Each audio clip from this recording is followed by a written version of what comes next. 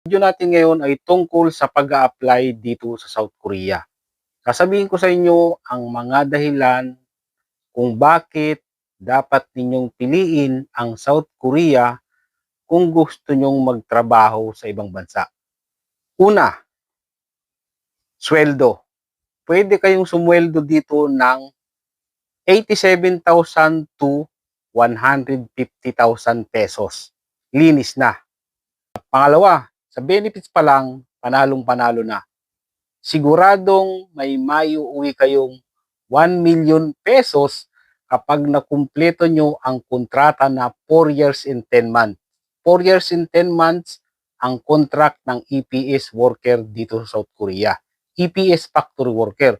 Ngayon, kapag nagustuhan pa kayo ng amo ninyo, pwede pa kayo niyang pabalikin for another 4 years and 10 months. Kaya napakalaki talaga ng benefits dito. Isang kontrata, aabot siya ng 1.2 million pesos. Isipin nyo, benefits pa lang yun. Palagay na natin na walang mangyari dun sa 4 years and 10 months ninyo.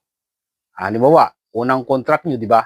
Siyempre, gusto nyo magpundar ng lupa't bahay, o kaya bibili ng sasakyan, o kaya bibili ng mga ari-arian, o kaya naman, palagay na natin na hindi kayo marunong humawak ng pera, at yung sweldo niyo kada buwan, iubos lagi, palagay na natin na maluho ang pamilya, walang nangyari sa sweldo niyo monthly sa loob ng 4 years and 10 months, pero kahit wala kayong ipon, may maiuwi kayong benefits na nagkakahalaga ng 1 million pesos. Kaya hindi ka talaga masisiro dito. Pangatlo, pagdating sa qualification ng pag-a-apply dito sa South Korea, hindi katulad sa ibang bansa na hahanapan kayo ng diploma, college graduate, may height limit.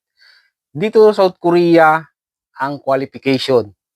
No height limit, no weight limit, kahit anong kasarian, pwede dito sa South Korea. Bakla, tumboy, babae, lalaki, at saka hindi na rin kailangan ng diploma. Kahit elementary graduate ka, high school graduate ka, walang problema dyan. Basta wala silang hinihingi na diploma. At isa pa, no need working experience. Kahit wala kang experience sa trabaho, pwede kang mag-apply dito sa South Korea. Age limit, 18 to 38 years old. Sa ibang bansa, hindi ka tatanggapin kapag late registered ang birth certificate mo. Dito, walang problema. Kahit late registered ang birth certificate mo, basta may passport ka, pwede kang mag-apply dito sa South Korea. Kahit mataba or payat, pwede yan dito sa South Korea. At yung may putol ang daliri, ay pwede rin yan dito sa South Korea. Pero, may proseso dyan. Pagdating ng skill test, titingnan nila doon kung makakapagtrabaho kayo ng maayos. At inuulit ko, kung gusto nyo mag-apply dito sa South Korea, dapat ang una nyong gawin, malaman nyo muna kung kayo ay colorblind. Kasi bawal yan dito mga kabayan, yung colorblind dito sa South Korea. Search nyo lang sa YouTube kung yung Ishihara test. Doon kasi malalaman sa Ishihara test kung kayo ay colorblind. At ang pinaka bawal talaga dito sa South Korea ay yung may nakakahawang sakit katulad ng HIV, tuberculosis, hepatitis. Ayan. Kaya siguraduhin nyo muna bago kayo mag-apply dito sa South Korea, hindi kayo colorblind at wala kayong nakakahawang sakit. Saka isa pa, ang kagandahan dito sa South Korea, ang ATM pwede mong gamiting pambayad sa lahat. Sa grocery, sa mga convenience store, sa subway, sa bus, napakadali lang.